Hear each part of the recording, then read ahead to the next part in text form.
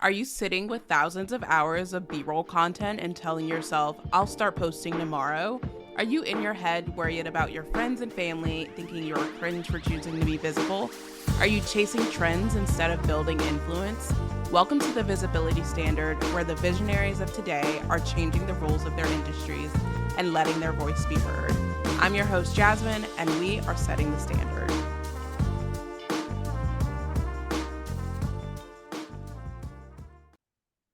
My guest today is no stranger in supporting folks in building their businesses, owning their brands, and living out loud. She is the owner founder of Claimed & Co. Media Agency. Kelsey Hogan, thank you so much for joining me today. Thank you so much for having me. I am so excited to be here. What drew me to your content is the way that you own your voice.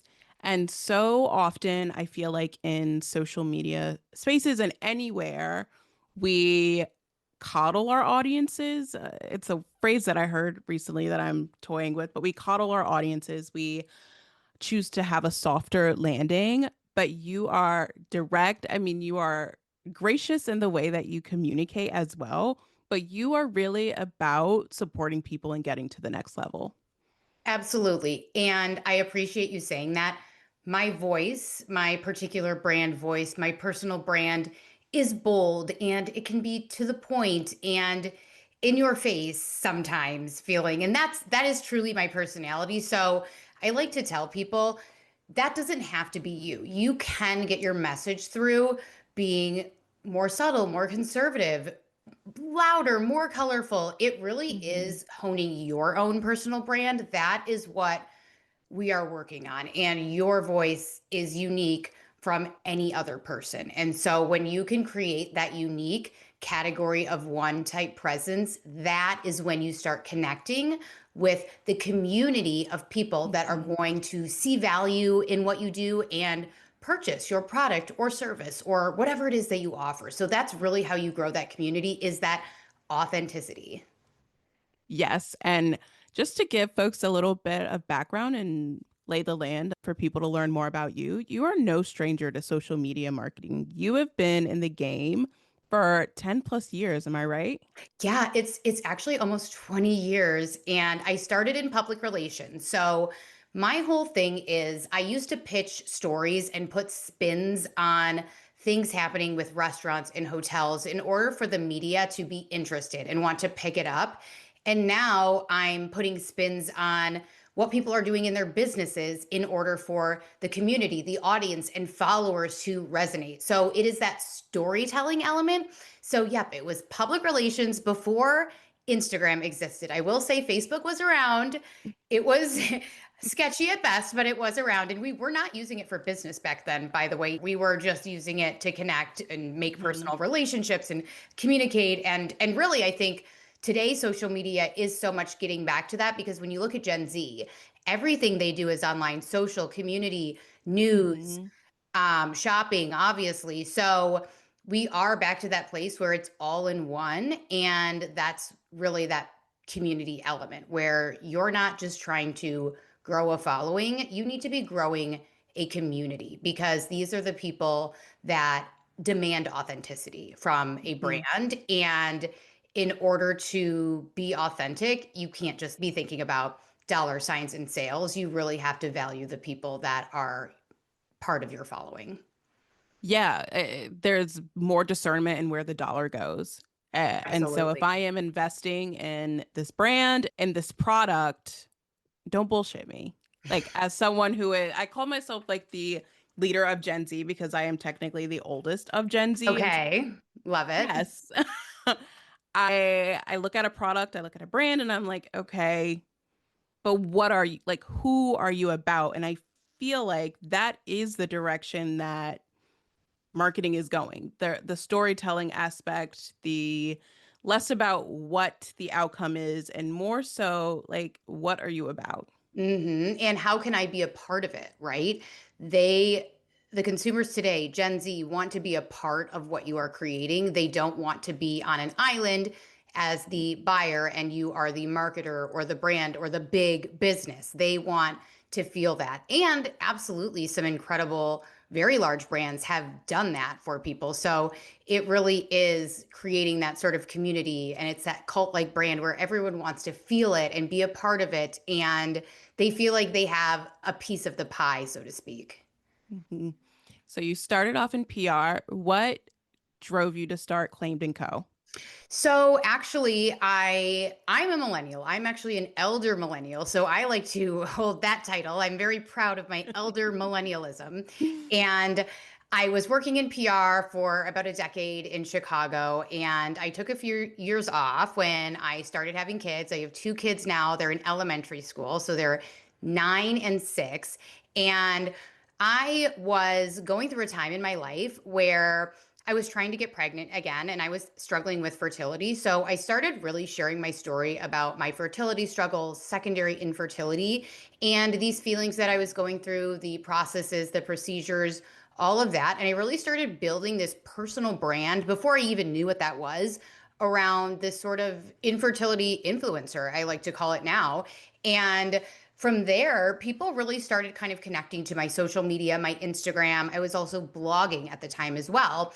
And I ended up having businesses and small owners and founders reach out for me to start running their social media. So that was like the serendipitous piece was that my personal brand as just a mom who was sharing her story that really didn't have any sort of goal in mind as far as owning a business or creating a company started doing freelance social media based upon the personal brand that I had built. And my first company was actually called Small Batch Social Co. And it was a dedicated social media agency, really about creating that small batch, uniquely tailored content for small businesses. Let's say 9 months ago, we transitioned over to what we are now, which is Claimed and Co.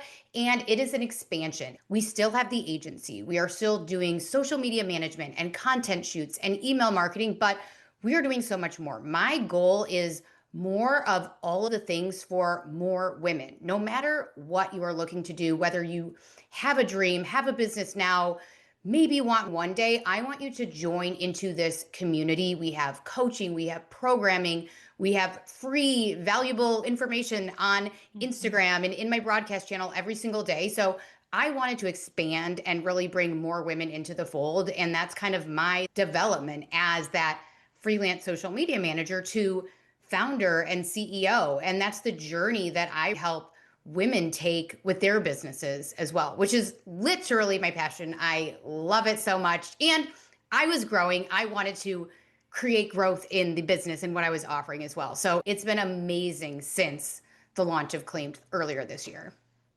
That's amazing. I'm curious, was it intentional to take the word small out of your business name?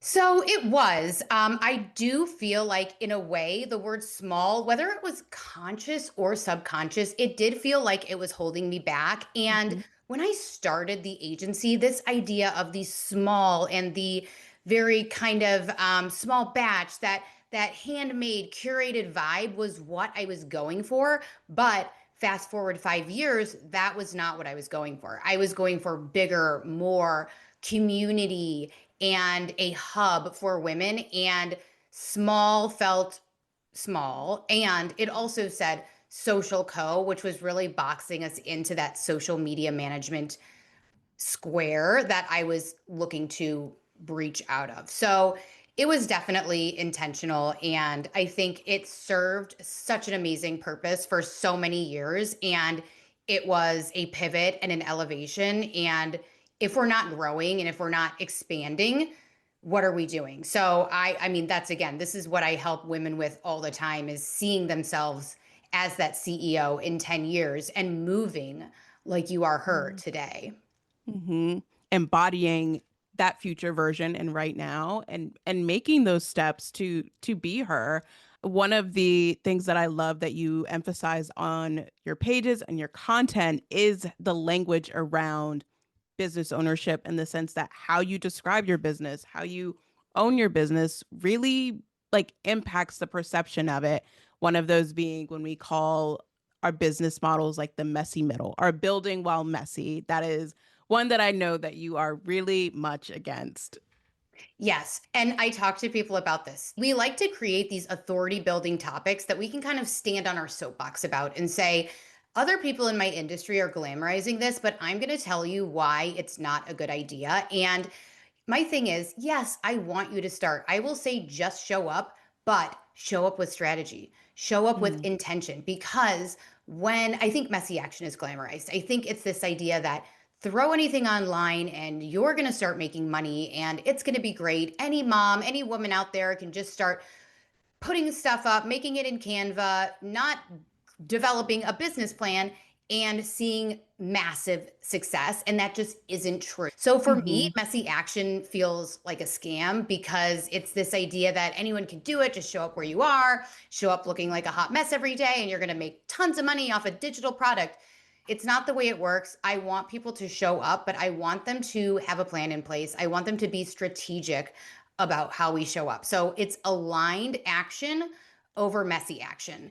And it's not waiting for this perfect moment to start. And it's mhm, not holding off because you're not ready. It's taking steps to get ready. That is the messy mhm, piece is let me get my things together on the back end. And then I'm going to be strategic and create a logo, develop a website, show up with presence and authority, and really look like a brand that I would see scrolling Instagram that I would want to buy from. So it's that strategy and that sort of positioning and professionalism and authority. That's the type of brand people are going to connect to and invest in. It's not the messy. We need to put our businesses and ourselves on this pedestal. You've mm, created something so incredible. Why give it mhm, a messy, scrappy, sort of half trying treatment?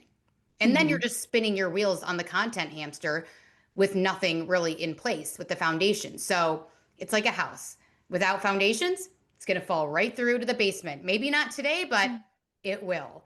And why wait? Just start with that polish and again, mm, give it what it deserves and treat mhm, it like it is this amazing thing that you've created because it really is. Your audience feels messiness too. People don't want more chaos. They want mhm. clarity when they're coming, especially when it comes to buying. If they are confused, they are not going to buy. Yeah, show up with some confidence. Why do you think women, especially like women business owners, founders, lean into that messy action messaging? Because I'm thinking of like male entrepreneurs. You don't typically see Todd saying, building with messy action, and I'm selling this like stationary business cards. But a lot of times with women, there's this downplaying that we see, or this need to shrink and say, hey, I've done this and hope you. Exactly. So I did a post about this recently, and it was about the idea of the word just. Oh, I just have this business. When someone asks you, what do you do? Oh, I just have a stationery company, and kind of looking around, and you're not really, giving eye contact. And we're downplaying and we're kind of minimizing what we are doing because we've almost been conditioned to do that in a way, whether it's intentional or not. So it really is a muscle to step into that confidence. I'm actually doing a program right now talking to women about this because it is what I call the quiet epidemic of women that are just, we're shrinking ourselves. And even if we Mhm, feel I'm a bold, powerful woman and I'm a feminist and I can do anything, we're not actually showing up that way. So, absolutely 100% agree with you on that. It's that sort of conditioning as women that we kind of really don't just stand on our authority and say, hey, this is why I'm mhm, incredible. I am a CEO and founder. Even if it's that group of moms that might be whispering about you or your friends and family, right? The people that are, going to maybe think it's cringeworthy. Like we have to move past that. And I think, again, this is just women stepping into that space of authority and just taking over the world. To be totally honest, mhm. that is what I am all about. Now, you work a lot with people with their behind the scenes, with marketing and everything. Why is it important for you as the owner to be visible and to be present with your business? So I mean, there's a few pieces to this. With me, I think with a personal brand, and a lot of these businesses that we are starting with a personal brand, people want that human to human connection. People buy from humans. They don't buy from a Canva template or an AI video or even a B-roll video.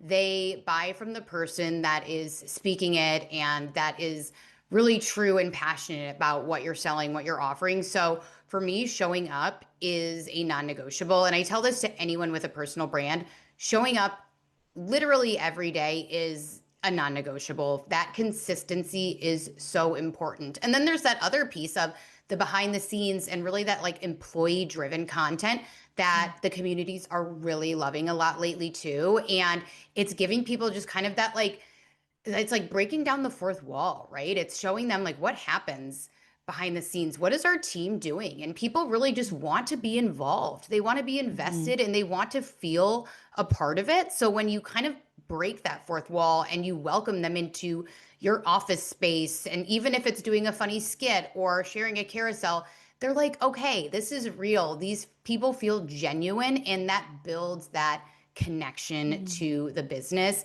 And for me, it's very natural, but I understand it's not natural for people to just show up, show their behind the scenes. And there's a lot of that sort of limiting belief. Well, nobody's going to want to see what I have. My life is boring.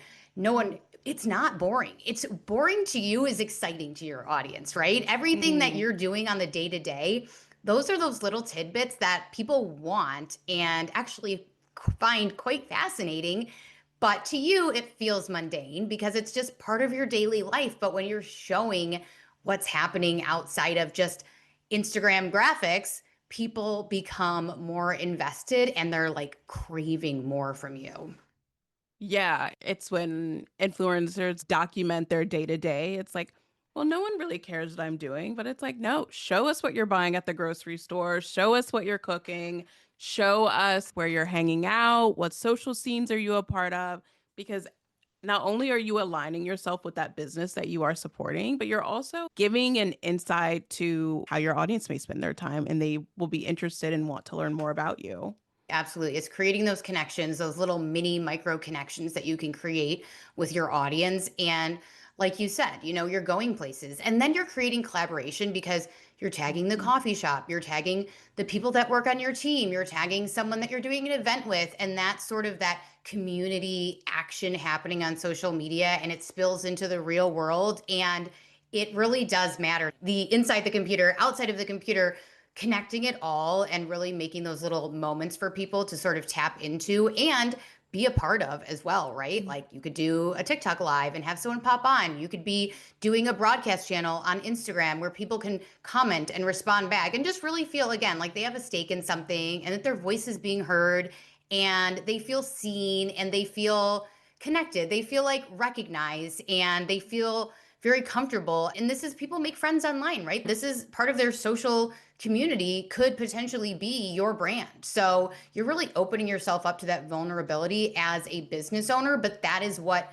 we need to do as personal brands in order to really create those human to human connections that are going to lead to the trust in our businesses and lead to the customers, which of course, yes, we all want to make the money. We want the clients, we want the Mhm. customers, but we have to put human first, community first, and authenticity first.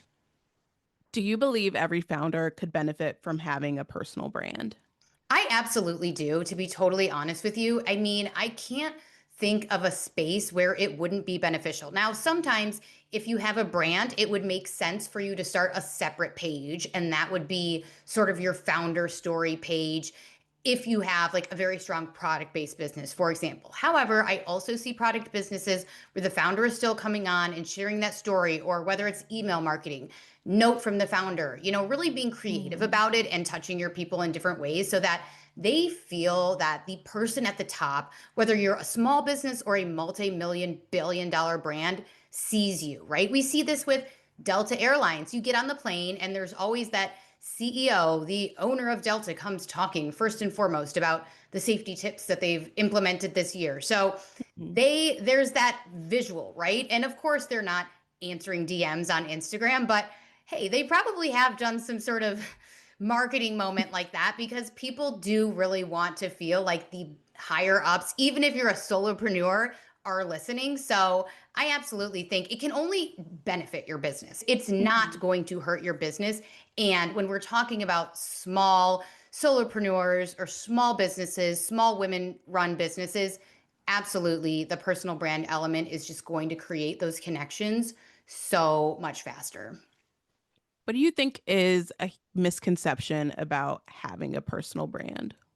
I think the idea is that I have to show everything Mm. about my life to be a personal brand. And let's say I'm a very private person. I don't share my kids' faces. I don't want people to know if I'm married or single. I don't want people to know the city I live in necessarily, or what school my kids go to, or where I might hang out. That is not what it is. You can be Mhm. absolutely so private and still have an authentic personal brand. We are not saying share everything from your private, doctor's appointments moments, although some people do, right? It's your level of comfortability, but showing up and speaking on your expertise and what you offer and Mm. your values, your visions, that isn't a breach of your privacy. So I think it's Mhm. that idea that, well, this is just for me, this isn't for social media, I think can be harmful to your business because it's not about this voyeurism. Sure, people love the reality TV model and seeing behind the scenes, but that's not what a personal brand is. A personal brand is showing up as the face of your business and giving them that authentic human piece that could potentially really be missing and be that spark and that connection that people are looking for in order Mhm. to feel connected to your business. I feel like a lot of times too, we see within social media is chasing virality. Everyone wants to hit 100,000 in their next post, but they're not really taking the time or space to build those connections, build that community. I saw a recent post you made on Threads about trial reels, and that's a prime example of that because I think, yes, it gets you in front of a new audience, but you still have to maintain that audience. I talk about the idea of chasing likes and followers and these metrics a lot. I always say, don't get me wrong, more followers, more eyeballs on your business, that's incredible because Mhm. more opportunity to find people that are interested in working with you, collaborating, buying from you, etc. However, I think that when people jump into creating a personal brand or starting a business, their immediate thought is virality, followers. They haven't built a business model and a messaging strategy that is going to connect to people. So they're just throwing content against the wall like spaghetti, hoping that something sticks, but it's not sticking because the messaging is not clear and Mm. there's a lot of noise out there. So the people that are clear and cut through the noise are the ones that are being heard and purchased from. So it's, of course, a great thing to grow and have a viral moment, but also, are you ready for this viral moment? How are you going to capitalize? Do you have enough inventory? Do you have a system to capture everyone's email via a ManyChat automation? Going viral is great, but I know personally people on TikTok, Instagram with hundreds of thousands of followers who are not making a dime. So the idea that money equals followers or that there's a connection between the number of dollar signs that you're seeing in your bank account and the number Mhm. of followers is just false. And it is a hard sort of thought process to break because people just instinctively do feel that more followers, more likes, more viral moments is going to make me more money. And they're skipping the foundations that we talked about before. And it's never going to connect and Mhm. hit when you don't have that messaging crystal clear and you don't really know who you're speaking to and what you're really sharing. So that's that piece where we love going viral. Of course, I want you Mhm. to go viral, but I want you to be prepared for it and I want you to know how to capitalize on it when it does happen so that it's not just a blip in time, but it is a true milestone for your business that shifts you into that next tier of success. Mm. We see a lot of influencer culture and we think, ooh, virality equals gifting, it equals opportunities, it equals events. But like you said, if you don't have anything to capitalize on that moment, if you don't have the offer, if you don't have the space, if you don't have the Stripe invoices ready to be sent out, if you are not building your capacity to accept that influx, it's really just a vanity metric at that point. Yes, yes. And you know what I've seen, and this has been somewhat recently, is the content creators out there on TikTok are really being transparent about how difficult it is to make a living off of content creation. Sure, I can be gifted here and there. Yes, I made $500 off a collab, but guess what, guys? My rent is $2,000. I made 500. The math isn't mathing, and they're coming out and saying, Mhm. "Hey, I went back and got a real job, and my life is infinitely better. I'm still doing collaborations. I'm still making side money and getting gifted products and doing different influencer type events, but I'm not relying on it for my sole income." And I really like that because I think there was this moment, especially probably after 2020 and when TikTok really took off, where everyone just thought, oh, I'm going to start creating content and getting brand deals, and that will be my full time job. But content creation is a full time job. I personally couldn't imagine filming some of these videos that take so much time to film and so much time to edit. And again, you don't know if someone's going to want it or not. Reaching out to brands, pitching deals. This is like all a lot of work. So I like the transparency around that now. Of course, there's still different things popping up, scams about, oh, work from home and, make 10K and you're going to Mhm. post this one audio. But I think people are coming to realize, and I do like that the younger people are really kind of being authentic and saying, I went back to corporate life and I'm happier now. And there's really this like idea, oh my God, working in corporate is just the worst. And actually, when you're in your 20s, it's kind of great to just have this steady paycheck and just Mhm. feel like very solid and not wonder where the money is going to come from. I know in my 20s, I would always say I would never want to work for myself because it seems like a lot of work. And that just wasn't what I was interested in as a 20 something. I wanted to work for someone else and grow my potential and all of my skills. I never thought I would be an entrepreneur. I was an accidental entrepreneur, as they say. Yeah. But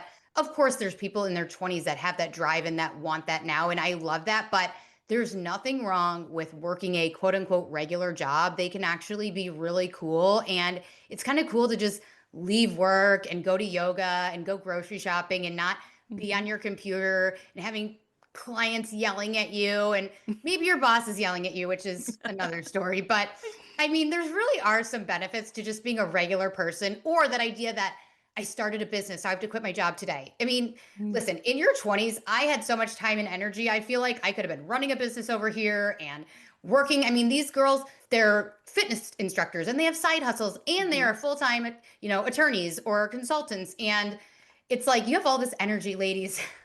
Own that because it goes away. It goes away when you turn 40. Actually 35, but I digress. Yeah, people, the narrative around entrepreneurship right now is that freedom, flexibility. They look at content creators and they're like, "Ooh, I can get paid for posting content, for being myself." And it's like there's so much strategy behind that. There are people behind the scenes. There are Yes. emails being sent. There are people who are managing the content that is being created, sending the draft content first. Like there is so much work behind it that I almost want to ask people like how much do you want to think about work? If you like thinking Mhm. about work, if you like working, reach for the stars, content creations for you. But if you really want to go to yoga without thinking about how you can document it, if you want to be able to go to lunch without thinking about the client that's behind you, like you can work for somebody because there's also that steady income. Like Yes. And entrepreneurship and every week doesn't look the same. Working it's for so somebody. true. And I Hmm. talk to so many women entrepreneurs. It doesn't matter what their business is that work really is on their mind all the time. And of course, we have these practices to disconnect and put our phone on D&D, and you can do all of that. But I mean, it's just a different kind of lifestyle that I can be laying in bed with my phone off, but I'm still having ideas populating in my brain. And I have clients that aren't sleeping. And, you can set yourself up for success and create these rituals and these habits that you stick to. But at the end of the day, it is your business and it is Hmm. your bank account and is your livelihood. So it's definitely something that you take very, very seriously. And of course, at any age, anyone can do it, but it's a choice to be made for sure. And dabble in it, see, but maybe stay with your real job for a little bit, which I know a lot of entrepreneurs do as well. And then they've got that kind of Mhm. duality of incomes until they're ready to make the full switch. So there's never just like a right answer. It doesn't have to be black or white. I think a side hustle is an awesome start. And I think there's obviously time for most people, especially if you're younger and you don't have children, to start something and test it out and see. The 20s are such a time to explore and figure out what you want to do. Like I said, never would have thought I would be running a business. Definitely wanted to be a Range Rover Pilates mom. And here I am. So, hello everyone. Things change and that's life, right? I think I saw on Instagram, I didn't see the number, but it was like Americans or humans have 5 to 7 careers in their life on average, right? It's normal. Changing, pivoting, evolving, quitting something that isn't serving you and that's draining you mentally is huge, right? Whether it's your business or your job, you can start fresh and you can, restart and create something different for yourself. So that's kind of the message there. Is there a trend or a form of content that you are enjoying seeing lately? Well, I'm actually really loving Threads. We met on Threads, and Hmm. I kind of like to call Threads like nice girl Twitter. Of course, now they have ads and these media platforms. They start out really great with no ads, and Hmm. then they start getting ads, and then it's going to be, the sponsored and the DMing and all that. But no, it's kind of cool. But for me, to be totally honest, I even kind of took a break from Threads because we get so many platforms that, especially as a business owner that works in digital, I am on my phone so much. It's almost like stepping Hmm. away for me. I love the idea of a broadcast channel. So I have a broadcast channel, it's an Instagram channel. I like to call it my mini podcast. And I actually have tons of clients starting these now too, where product, service, it doesn't matter. You kind of get on there, you share voice notes, you share copy and just little riffs and ideas and little sneak peeks and brainstorms and tips that you aren't sharing on stories on the feed. You aren't sharing these anywhere else. This is your little kind of like secret community that people feel really special to be a part of, but it's also free for them. So it's not like you're saying, hey, pay me for this secret little channel. And I've really, really been loving that and kind of building that community up and focusing on that. It kind of reminds me of a Facebook group in the way, except obviously I'm the only one that's speaking, although you can allow people to chat if you do want to. For me, I just have it set up where I'm just sharing or I'm sharing a post or even a trial reel. I can share that to my broadcast group and honestly never even share it to my whole community. I can just share the trial reel. So it's kind of cool. And it's something that I've been playing around with a lot. I'm definitely in a lot of broadcast channels too. They go dead very quickly. People love to start a broadcast channel and then never post in it again. I'm trying not to be that person. So that's something that I would say as like a trend. They have been around for a while, but I don't think they're really utilized. And I think they can be really beneficial. So you could offer something special to people in there and kind of before you offer it to anyone else, or maybe it's, a discounted rate that you kind of want to test out with people. Give it to your broadcast community and you're giving value constantly though. That's what you're doing is you're pumping them with value and inspiration. Hmm. And it's just another place to give value because for me, a lot of people say, I don't know what to post. I have the opposite problem. I have too much to post. And my drafts and my carousels get backed up to the point where I've got to just start putting this information into my channel because I've got too much to share. So I know you guys are like, I wish I had that problem. You could, trust me, when you really hone in on what you want to do. But that's also like a dump for these things where I'm like, you know what? I can't post on stories anymore today because I've been inundating and my feed, I posted TikTok, you can post as much as you want, which is also fun because it's much more unhinged over there. So leaning into that when I just have something I have to share, but on Instagram, I have to play by the algorithm rules, which means not talking too much. I will say when I am looking for a motivational tip or a marketing tip, I am in your broadcast channel. I've loved Woo, following thank it. you. It is so informative and so helpful. So That is plugging the really good broadcast to channel. hear. And honestly, it's like what you're doing in your broadcast, you're mimicking something that you're offering to people. So Of course, your goal is adding value, but you want people to come into your communities and buy your products or services. You're just warming them, and you're taking care of them, and you're nurturing them, and you're wrapping them with a big fat hug. And like for me, I do truly care. I just have all this info that I want to put out there to people. And some people forget broadcast channels exist. I've started dropping so much of this kind of stuff into my group coaching community because I'm like, well, why not add more value? Why not give them this stuff that I'm just thinking in my head? Those broadcast channels that really hit are the ones where you're just having these experts in whatever it might be, sharing these moments that no one else is hearing. You're like, okay, that's that behind the scenes, like undercover boss. Like I'm like Mhm. listening in and hearing their kind of day to day, which is again that voyeuristic thing. People want to know more, like the behind, like, oh, how did you ideate this, or what was that thought you had? And that's what I try to do with that. So it's fun, guys. I love it. I'll join your broadcast channel if you start one, but if you stop posting, I'm deleting it. We've talked about all of like the major social media platforms. Is there one that's your favorite? Well, I have to say, I'm an Instagram girly because of my elder millennial status. We say Instagram is our bread and butter at our social media agency, and it really is. But I don't discount Facebook. So I will say Instagram is my favorite, and maybe that's my generation. It's just where I think that for businesses, you're going to create the most sales minus maybe a TikTok shop moment for a product. You are nurturing people and converting them on Instagram with links in stories, with DMs. That's the nurturing. TikTok, love it for that exposure and that visibility and reaching more Mhm. people without all of the aesthetics and that curated feeling that can really wear you out. And then you're bringing them to Instagram to kind of massage. And then we don't forget Facebook because reels are going on Facebook. And I have clients that have 20K reels, 20K followers on Facebook. And we're like, where do these people come from? It's from Facebook reels that are truly just reposting. I'm not even talking about we're posting separately. It's in app repost button and it's going over to Facebook and getting virality and questions and DMs. So I never discount Facebook. And as a millennial that was one of the first several thousand people to join Facebook, I can say, I still respect you, but you're not my favorite.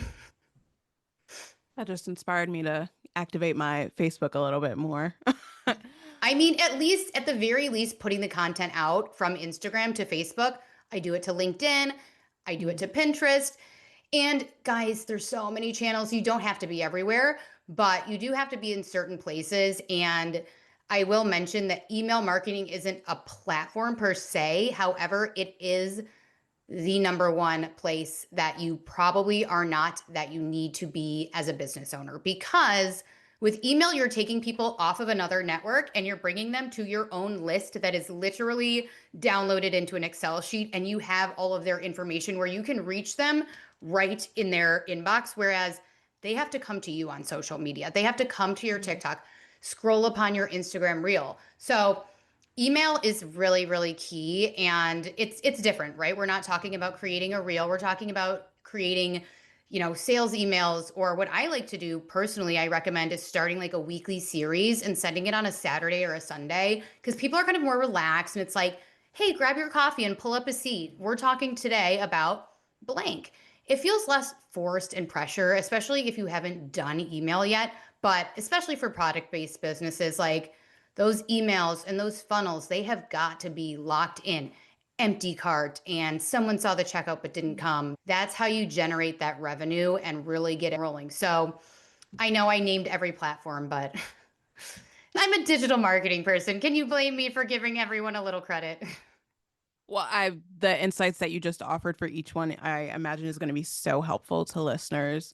What is a first step that you would offer to someone that is just thinking about building their personal brand? So I would say let's get your foundations locked in. And some of these things are the tangibles that are going to cost a little bit of money is professional brand photography. I want you to position yourself as the CEO, as the founder of your stationary business, and not just mom in my basement. Okay. I want to really step into this as this is a business. I am the founder, and here is what I have to share. website design or some sort of landing page, professionally designed logo really does make a difference. I promise you. And then I would really get my messaging honed in and think, what does my audience want? What do they need? What need am I fulfilling to them? And how am I getting them there? And then create messaging that is going to bridge the gap between where they are and where they want to be. And even with a product like stationery, I have clients that will say, well, my product isn't life changing. I'm not really bringing them anywhere. I'm just selling them paper. Well, that's the mindset shift. You are. You're transforming the way that they communicate with their friends and family. You're transforming the way they're able to present their business on a business card, or the way that they're able to execute their wedding and create this experience for their guests by this gorgeous invitation, right? So you are being transformative in whatever you are selling, and believing in yourself and believing that is so key. You don't just sell anything, you create a Mm. complete evolution and transformation for the people buying from you. Kelsey, this conversation was absolutely amazing. If anything, I hope that it inspires my audience to just really reimagine how they approach their personal branding, how they approach being visible, and really show up with confidence. Everything will be linked in the show notes if you want to reach out to Kelsey to learn more. As a closing question to all of my guests, I am asking, what is a word that you want to embody by the end of 2025? My word is audacity. I actually think this is somewhat of a buzzword right now, but I've been using it. And then I saw a post that said audacity. I'm like, audacious, audacity. I love it. I love that word. I'm going to use it for something like a program, audacious woman. Mhm. I can just see it. I have a photo shoot coming up, and like audacity is really kind of just the vibe and aesthetic that I'm going for. So that is my word. It is audacity. And I really want to encourage everyone to step into some audacity, because you can be audacious regardless of what you are doing. And that is the word I'm loving right now. I love it. Ooh, I love it. Thank you Yes. so much. Thank you, Jasmine.